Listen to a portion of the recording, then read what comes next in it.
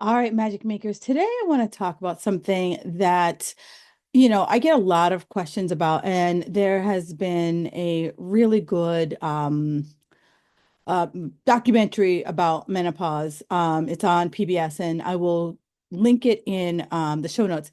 Unfortunately, I'm not sure how long it's going to be live. I usually try not to date these episodes, but if you're listening relatively around when this episode comes out, it'll probably still be available and hopefully it'll stay available for a few months. So with that said, today's show, I want to dive into a topic that most people don't really talk about. No one really warned us about menopause, right? Sure, we heard about the birds and the bees, and we knew that if we had sex the first time, we're going to get pregnant. And then we found out that doesn't really happen. Um, but no one really told us about this chapter in our life, right? Growing up, menopause was this like distant thing that basically we would have periods for years and years and years, and then one day we'd be in menopause, and that would be it, right? There was no like telling us about the lead up to menopause because it's about 10 years from the time most women actually are menopausal. So let's just give some definitions here. Menopause is you go 1 year and 1 day without having a period, and that means that means you are officially menopause is 1 day, and then the next day you are postmenopausal. Um, but but before you have that 1 year and a day, you are perimenopausal. So basically, it's about, I'd say, for most women, it's about 10 years. And the average age in the US is about 51. So basically, around 41 is when we might start to see those first odd symptoms of perimenopause. And the thing about perimenopausal symptoms is that a lot of them could look like anything. It could be a symptom from anything because it's so freaking random. Most people think perimenopausal, it'll be like something like your periods get lighter, but also your periods can get really like crime scene heavy. You might go a couple months without it. You might be very light. You might have, birth-giving cramps, right? Your period just gets very unpredictable. That's another sign of perimenopause, but that's something you would think like you would expect, right? The signs I'm talking about today are things that you're going to be like, what? Seriously? I know. So, um, most of us were thinking also hot flashes, right? They're infamous, right? We and if your hot flashes are anything like mine, it felt like I could be sitting here, and I have been sitting here doing a podcast, and literally felt like I just walked out of a soul cycle class.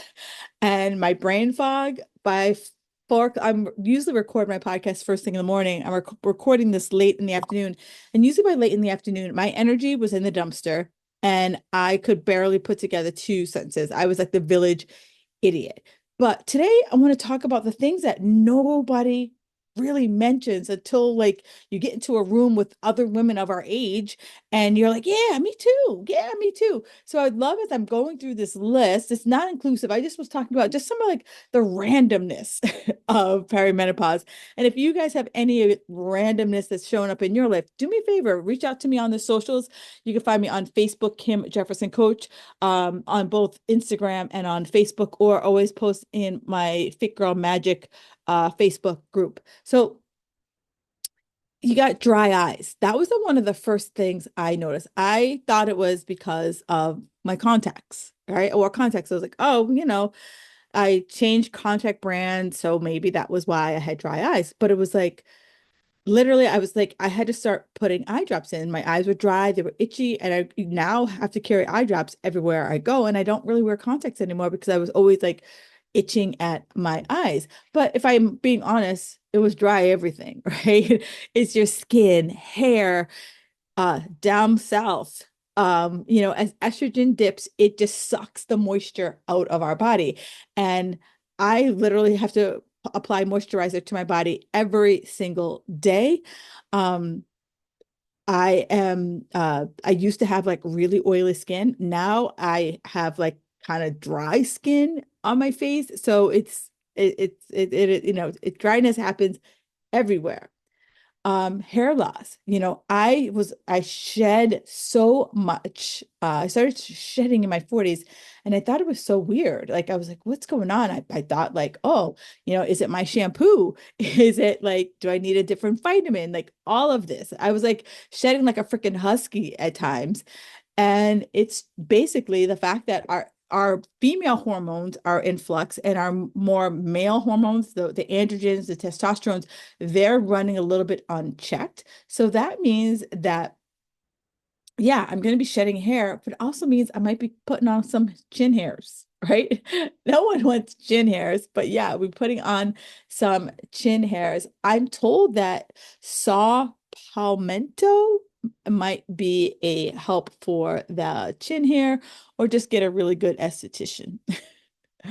Um, the third one is cuts. Like, I don't know if you noticed that, like, I found it was like a never ending healing process. Like it was just like it just felt like my skin took forever to heal. And again, estrogen, like just, it's this, our skins are dry again. So here it is, estrogens and that declined. So cuts and nicks and so forth are a little bit slower to heal. Then body odor, right? Again, estrogen dips, testosterone rises, hot flashes. So we're sweating more. So more sweat, more bacteria, more body odor. So it's not you, you're not imagining it. And so, here's where, you and your deodorant become BFFs. And then sensitivity, I don't know if it over time, we've become more sensitive to food. Estrogen is declining. It's helps our digestion. Maybe you feel like you're bloating more. Certain foods just don't sit right with you anymore. And hormones, right? They're messing with the digestion, slowing down the process, and putting more stress on your liver. And here's where, for many women, just kind of really being honest with foods that just don't sit right, um, and I'm not saying do this forever, but I'm saying, one of the things that when I work with women is that we do and that they're experiencing bloating or digestion, and I'm always asking these questions because I know that through perimenopause into menopause, your digestive tract changes, especially women who have been eating the same things for a really long time, right? So we haven't really challenged our digestion, and then we kind of undereat foods for a while or overeat the same foods, and our digestion system doesn't really know how to adapt to other things. So one of the things I do when I work with women is that we, mix things up, right? We encourage them to mix things up, encourage them to eat a more Mediterranean-based diet, also encouraging them to play with elimination just to see, right? And being honest with foods that make them feel gassy and bloated, right? And just kind of like pulling out those foods because they just don't feel good. And then also just kind of like playing around with like, okay, what happens when we pull out dairy for a little bit and see what happens? What happens when we pull out gluten for a little bit? What happens when we eat in a more paleo based format, right? And it's not forever. It's more just to see like, can we get our digestion to calm down? And then can we slowly bring things back in, right? So it's never this, there's a method to the madness. There's never like this, like, cut it all out and not know what we cut out, how long we cut it out, how we're feeling, right? Because that's what will determine whether it's something you put back in or something that you leave out. This other one here, frozen shoulder, or just overall achy joints, right? So hormones help with our overall elasticity in our joints. So many of you might be feeling like stiffness in your shoulders, or always feeling like there's always something going on with your shoulder or your hips or your knees or your ankles. A lot of women at this age, plantar fasciitis. It's not just you, right? Our hormones help maintain the elasticity in our joints. And when estrogen falls, so does the joints. And if we've had any type of imbalance throughout the years, it's just going to be exacerbated when estrogen is starting to, play its roller coaster ride. And, for a lot of that, it really comes down to mobility work, right? It's just being able to just, and when I say mobility work, I'm saying like maybe it's a 10-15 minute, stretching routine before lifting.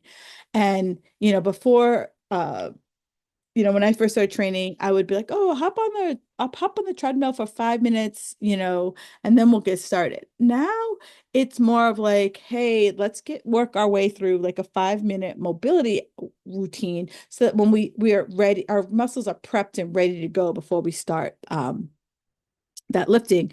And that's one of the things I added into my Fit Girl Magic Society, added into their workouts because I really want my ladies to be primed. I don't want them to have, oh, I got a bad this or I got a bad that, or exacerbate anything that is making you feel like the Tin Man.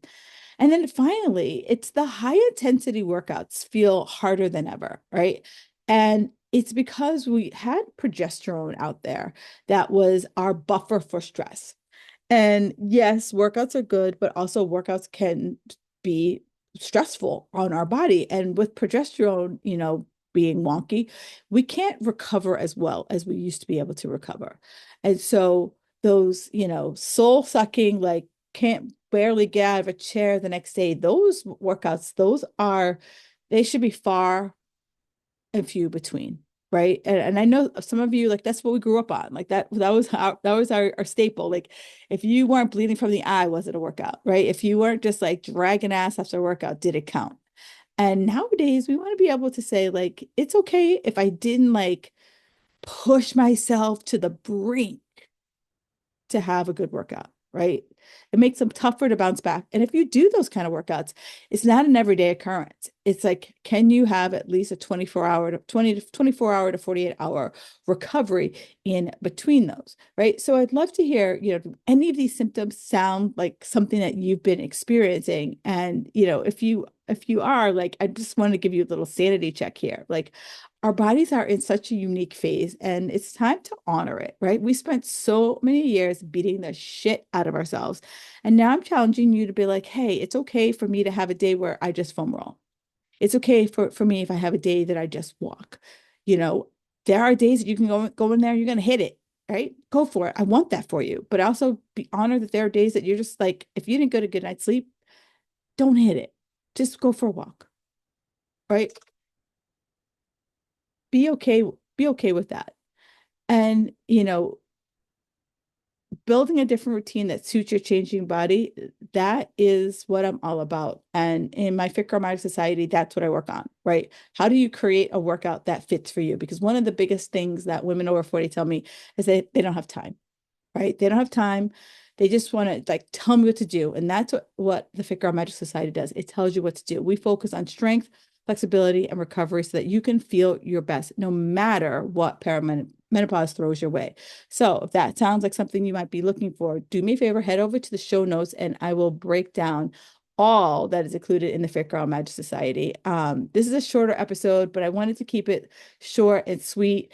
And please, if you have any questions, do me a favor, hit me up. Let me know what you might be thinking about, what you might be experiencing. I want to hear it all. All right, Magic Makers, enjoy the rest of your day, and I will talk to you next week.